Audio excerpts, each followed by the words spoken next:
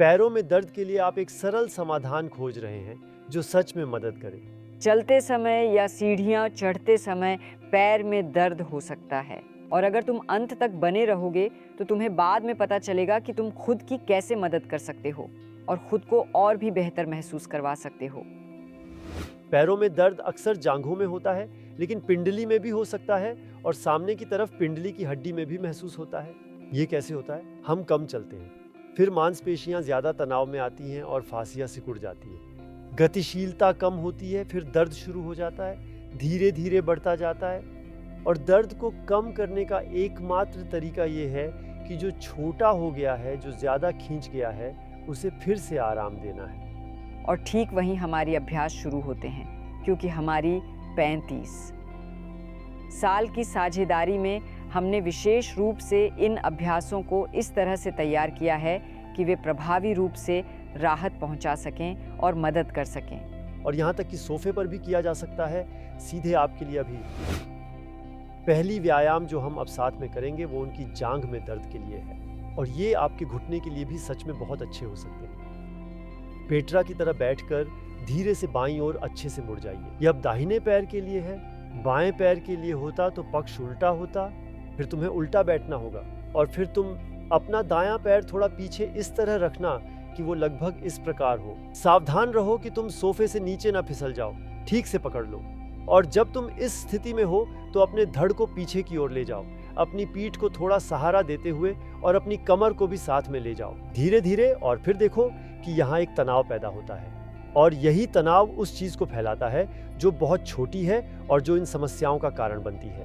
और अब बस एक छोटा सा विवरण, अगर तुम एक ही समय में अपनी पिंडली को भी मुक्त करना चाहते हो तो अपने पैर को इस तरह से पकड़ो, और फिर यहाँ पर भी थोड़ी सी हल्की खिंचाव महसूस होगी। और ये पूरी एक्सरसाइज यही है, ऐसे ही रहो।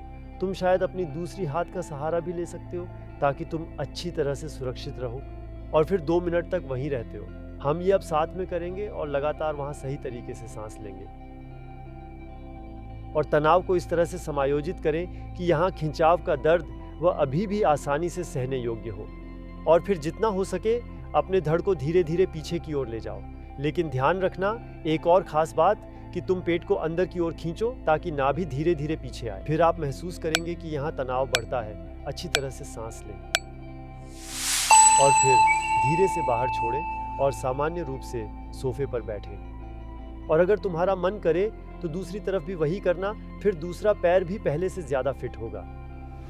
और अगले अभ्यास में पेट्रा आपको दिखाएगी कि कैसे आप अपनी पिंडली को दर्द और तनाव से मुक्त कर सकते हैं। काउच के पास जाओ, तुम एक टेबल या खिड़की की चौखट के खिलाफ भी झुक सकते हो, और प्रभावित पैर के साथ, पेट्रा के मामले में ये बायां है, इतनी दूर पीछे जाओ कि जब तुम अपना घुटना सीधा रखो कि आप अपनी ऊपरी पिंडली में घुटने के ठीक नीचे एक स्पष्ट खिंचाव महसूस करें।